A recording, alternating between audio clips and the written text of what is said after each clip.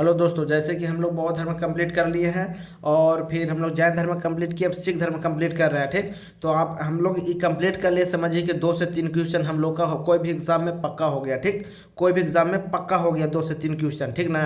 तो हम लोग गुरु रामदास जी के बारे में देखते हैं। गुरु रामदास जी के बारे में देखते हैं, जो चौथे गुरु में। पहला सेशन हम लोग कर लिए हैं सिख धर्म पर।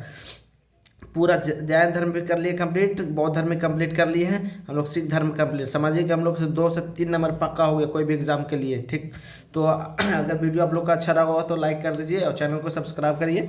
और हम लोग आगे बढ़ते हैं, चौथे गुरु के बारे में जानते हैं। हम लोग 3 गुरु के बारे में कल देख लिए थे और वीडियो को लास्ट तक देखिए। ठीक, आपको पता चलेगा क्या कंटेंट है, क्या कंटेंट है। इतना क्वेश्चन पढ़ने में हम लोग वीडियो में 1 से 2 घंटा लगा देते हैं और हम लोग शॉर्ट नोट्स बना के इसको 5 से 10 मिनट में पढ़ लेंगे। ठीक, तो गुरु रामदास सिख धर्म के चौथे गुरु हैं, जो 1574 से 1581 तक के गुरु के पद पर रहे।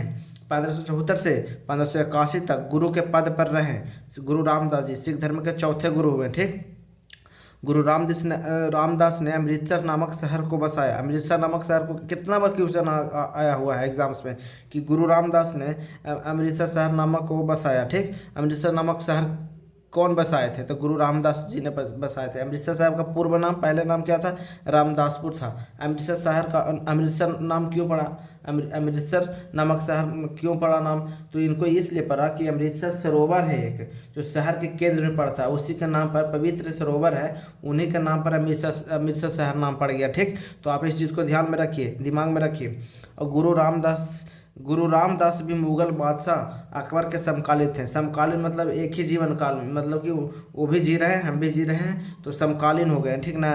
गुरु रामदास भी मुगल बादशाह के अकबर के समकालीन थे। एकदम क्वेश्चन याद रखिए, तो रखिए याद। इन सब बौद्ध धर्म में, जैन धर्म में और सिख धर्म से क्वेश्चन आता ही आता है। कहीं भी देख लीजिएगा, कोई भी सेट पलट के देखिए, क्वेश्चन आता ही आया है, रहता है तो रहता है। तो इन सब चीज़ों को हल्के मत लीजिए।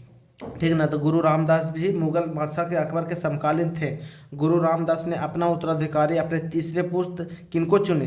रामदास जी ने अपने तीसरे पुत्र अर्जुन देव जी को चुने। दम एग्जाम्स में आता है कि चुने, अर्जुन देव को बनाया। अर्थात हम कह सकते हैं गुरु रामदास ने गुरु पद को पैतृक बनाया। पैतृक बनाया मतलब वंशानुगत बना दिया। ठीक ना। जैसे अपने ही वंश की किसी को बना दिए तो वंशानुगत हो गया वो। तो गुरु रामदास एग्जाम्स में आता है कि गुरु के पद को पैतृक कौन बनाया? तो गुरु रामदास जी ने बनाया पैतृक। ठीक, सिख धर्म के 5वें गुरु, अब अर्जुन देव जी के बारे में देखते हैं। 5वें गुरु अर्जुन देव जी के बारे में, अर्जुन देव जी के बारे में देखते हैं। 5वें गुरु अर्जुन देव, सिख धर्म के 5वें गुरु अर्जुन देव हुए, जो 1581 1606 ईस्वी के बीच सज धज कर अपने दरबार में उपस्थित होते थे, जिस कारण इन्हें सच्चा बादशाह भी कहा जाता। तो एग्जाम्स में आता है कि किस गुरु को सच्चा बादशाह भी कहा जाता था? तो 5वें गुरु अर्जुन देव जी को कहा जाता था। जीवन काल याद रखिए, जीवन काल याद रखिएगा। 1581 से 1606 ईस्वी के बीच सज धज के अपने दरबार में उपस्थित होते थे, जिसके कारण इन्हें सच्चा बादशाह भी कहा जाता था। ठीक, गुरु अर्जुन देव 1589 ईस्वी में अमृतसर में स्वर्ण मंदिर का निर्माण करवाया। आता है एग्जाम्स में, स्वर्ण मंदिर का निर्माण कौन कराया था? तो गुरु अर्जुन देव जी ने, जो 5वें गुरु थे। गुरु अर्जुन देव जो 5वें गुरु थे, रामदास के तीसरे पुत्र थे। ठीक, अपने तीसरे पुत्र थे अर्जुन देव जी, और स्वर्ण मंदिर का निर्माण करवाए थे गुरु अर्जुन देव जी 1589 ईस्वी में। ठीक, ये दिमाग में रखना। गुरु अर्जुन देव को ने सिखों के सबसे पवित्र ग्रंथ, आदि ग्रंथ गुरु ग्रंथ साहिब का रचना किए। ठीक ना, रचना किए। आदि ग्रंथ गुरु ग्रंथ साहिब भी कहते हैं, उनका रचना किए। सभी गुरुओं और भक्तों की वाणियों को उसमें संकलन किया हुआ है। ठीक ना। जो आदि ग्रंथ है, समझिए कि एक बुक है, उन्हीं में सब चीज़ का, सभी गुरुओं का और भक्तों के बारे में जितने गुरु हुए उन सभी का वाणी मतलब उनके वचनों का संकलन करके उस चीज़ में रखा हुआ है। ठीक, लिखा हुआ। उनको लिखे थे कौन जानते हैं? इस बुक को लिखने वाले का नाम था, गुरुमुखी लिपि में लिखा हुआ है, और लिखे थे इसको कौन? गुरुदास जी ने लिखे थे। भाई गुरुदास कहा जाता था, भाई गुरुदास। उनका लिखने वाला का नाम क्या है? भाई गुरुदास जी। ठीक ना। और संकलन कौन किया था? अर्जुन देव जी ने। एग्जाम्स में ऐसा आता है कि मतलब जो आदि ग्रंथ है उनकी रचना कौन किए थे? तो एग्जाम आंसर होएगा कौन?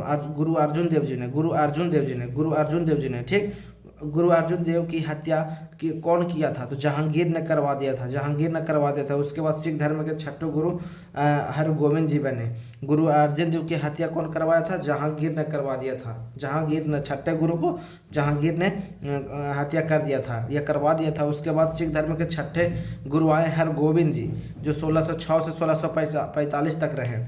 1606 से 1645 तक। छठे गुरु कौन हुए? गुरु हरि गोविंद जी, गुरु हरगोविंद जी, गुरु हरगोविंद जी हुए। ठीक, गुरु हरगोविंद ने अमृतसर का किलाबंदी करवाया। किलाबंदी मतलब सुरक्षा के लिए, मतलब कि दीवार वगैरह बनाए, दीवार वर मजबूत दीवारें, ये सब शत्रु से आक्रमण से बचने के लिए किलाबंदी करवाया। किलाबंदी का मतलब आप लोग जानते ही हैं। ठीक, किलाबंदी करवाएं। अमृतसर का किलाबंदी करवाया। अमृतसर का किलाबंदी। गुरु हरगोविंद ने अकाल तख्त का निर्माण, अकाल तख्त मतलब पूजा स्थल का निर्माण करवाया। ठीक, ऐसा में एग्जाम्स में एकदम क्वेश्चन आता है कि गुरु अकाल तख्त का निर्माण कौन करवाया? तो गुरु हरगोविंद जी। तो गुरु हरगोविंद जी कितने क्रम के गुरु थे? तो छठे क्रम के गुरु थे, एकदम याद रखना है। गुरु हरगोविंद के बाद कौन गुरु आए? गुरु हरगोविंद के बाद गुरु हरराय बने, हरराय। ठीक, तो गुरु हरराय का शाहजहां के बड़े पुत्र दारा सिकों के साथ अच्छा संबंध था। एग्जाम्स में आता है, इसीलिए हम सब शॉर्ट नोट्स बनाए।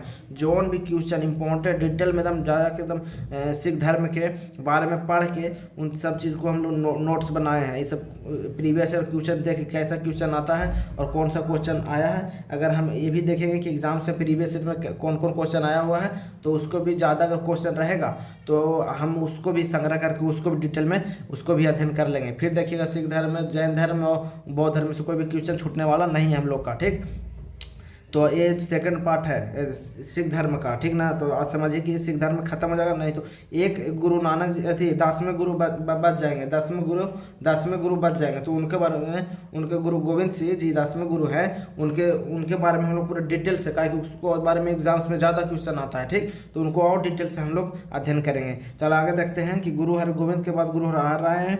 गुरु हरराय का शाहजहां के बड़े पुत्र दारा सिकों के साथ अच्छा संबंध था। गुरु हरराय का उत्तराधिकारी गुरु हरिकिशन जी बना, जो 1661 से 1664 तक रहे। ठीक, 1661 से 1664 तक पद पर रहे। गुरु हरिकिशन का निधन चेचक नामक बीमारी से हो गया। गुरु हरिकिशन का निधन चेचक बीमारी से। एग्जाम्स में कितना बार आ चुका है कि गुरु हरिकिशन का निधन कैसे हुआ था? चेचक नामक बीमारी से हुआ था। उसके बाद गुरु तेग बहादुर आए। गुरु तेग बहादुर कितने क्रम के थे? गुरु तेग बहादुर 9वें क्रम के थे, 9वें क्रम के गुरु थे, 9वें क्रम के गुरु थे। उसके बाद गुरु तेग बहादुर सिख धर्म के 9वें गुरु बने। और तेग बहादुर का मूल नाम क्या था? तेग बहादुर। कितना बार क्वेश्चन आ गया, कितना बार क्वेश्चन आया तेग बहादुर का मूल नाम क्या था? त्यागमल था। इन्हें बाकला दा बाबा के नाम से भी जाना जाता है। ठीक, तो गुरु तेग बहादुर को औरंगजेब ने अपने दरबार में बुलाया और काफ़ी प्रताड़ित किया और उन्हें भी हत्या कर दिया। ठीक, तो तेग बहादुर को भी औरंगजेब ने मारा। और यहाँ हम लोग देखे थे जहांगीर ने अर्जुन देव जी को मार दिया था। ठीक, हत्या कर दिया था। तो हम लोग सिख धर्म भी मध्य की समझिए कि कंप्लीट ही हो गया है। एक गुरु 10वें गुरु हैं जो गुरु गोविंद सिंह, उनको बारे में हम लोग डिटेल से एक नेक्स्ट वीडियो में हम लोग उनको कंप्लीट कर लेंगे। ठीक, उसके बाद हम लोग जैन धर्म और बौद्ध धर्म और सिख धर्म पूरी तरह से कंप्लीट कर लिया। सिख धर्म के बारे में अगर और हमको ऐसा लगा कि नहीं और वीडियो बनना चाहिए सिख धर्म पे, तो उसको भी लाएंगे। काहे कि सिख धर्म से क्वेश्चन आता ही आता है और बौद्ध धर्म से आता ही आता है, जैन धर्म से आता है। तो इन तीनों धर्मों को हम लोग को अच्छा से अध्ययन कर लेना है ताकि एग्जाम्स में 2 से 3 क्वेश्चन दम पक्का रहे। ठीक, तो आज अगर वीडियो अच्छा लगा हो तो आप लोग शेयर कर दीजिए और लाइक कर दीजिए। आज वीडियो को यहीं समाप्त करते हैं। ठीक है।